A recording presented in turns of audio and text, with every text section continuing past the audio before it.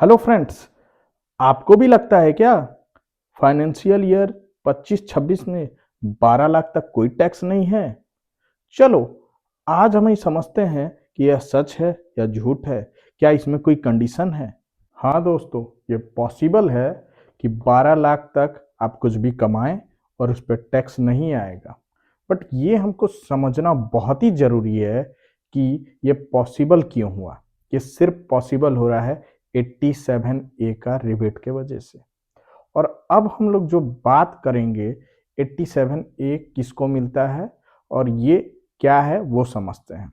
सबसे पहले समझते हैं न्यू रिजिम के अंदर में 87A का जो रिबेट है वो आपको मिल रहा है 60,000 मैक्सिमम। समझते हैं कि 87A का रिबेट किसको मिल रहा है। 87A का रिबेट सिर्फ और सिर्फ रेसिडेंट इंडिविजुअल को मिल रहा है। तो किसको नहीं मिलेगा? एचयूएफ को नहीं मिलेगा, कंपनी को नहीं मिलेगा, फर्म को नहीं मिलेगा। किस टाइप के इनकम्स पे मिलेगा?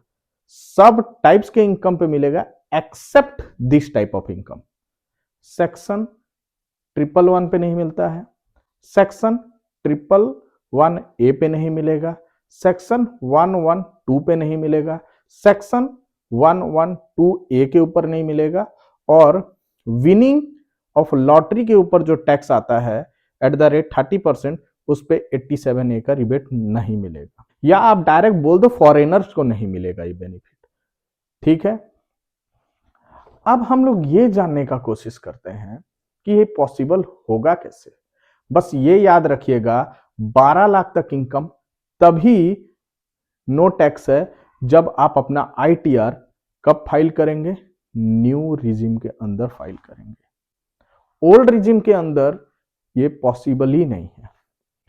अब समझते हैं कि न्यू रिजिम में और ओल्ड रिजिम के अंदर में टैक्सेशन कैसे आपको इंपैक्ट कर रहा है।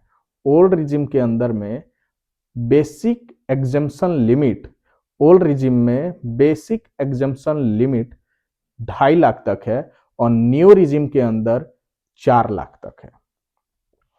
अब मैंने आपको बताया कि ये जो सेक्शन 111A है या 112A है, ये प्योरली स्टॉक मार्केट से रिलेटेड है।